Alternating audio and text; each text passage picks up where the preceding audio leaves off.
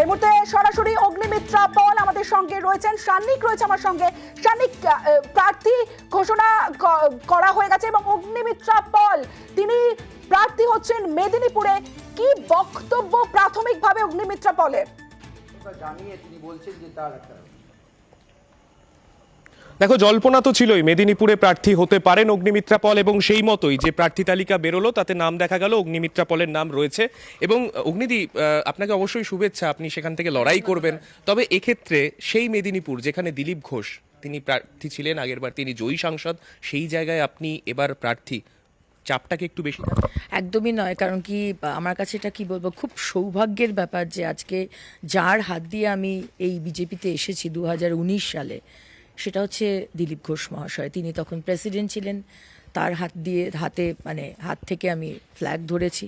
তারপরে আজকে মহিলা মোর্চার সভানেত্রী করা, সেটাও দিলীপদাই করেছেন।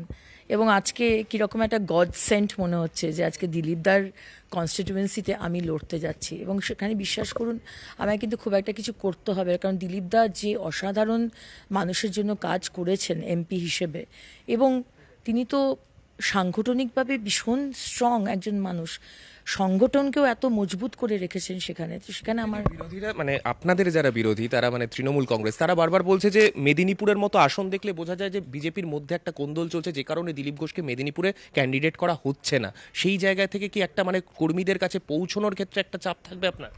না, এটা এখানে কিন্তু বিজেপি আজকে টিএমসি ঠিক বুঝবে না। আমাদের সিস্টেম, আমাদের রেজিমেন্টেড পার্টি যে হিসেবে চলে, সেটা টিএমসি বুঝতে পারবে না, কারণ তাদের তো দেখুন একটাই পোস্ট, বাকি সব ল্যাম্প পোস্ট। সেখানে আমাদের এখানে প্রতিটা জিনিস অত্যন্ত বিবেচনা করে করা হয়। আজকে তাদের লিস্ট অনেক আগে বেরিয়ে গেছে, আমাদের আজকে এতদিন বাদে বেরোলো। বাড়তি চাপ ক্রিয়েট করবে না যে প্রচারের দিন কমে গেল? নট রিয়েলি, আমাদের 1.5 মাস 2 মাস হাতে সময়। 6th ফেজে election, 25th of May. And আমরা এটাতে বিলিভ করি যে slow and steady wins the race. Mamata Banerjee আর টিএমসি হচ্ছে ওই খরগোশটা, আর আমাদের পার্টি হচ্ছে ওই টর্টয়েস। আলটিমেটলি কিন্তু আমরাই জিতবো। ঘোষের সঙ্গে আজকে দেখা করলেন সন্ধেবেলা, কি বললেন তিনি? কিছু না, দাদার কাছে গেছিলাম আশীর্বাদ নিতে, কারণ কি ওই জোনে কিভাবে কি করব, ওই এলাকাতে কিভাবে, আমি ওখানে কাজ করেছি মহিলা মোর্চার সভানেত্রী হিসেবে, বাট তারপরে তো ওইখানে খুব একটা যাওয়া হয়নি।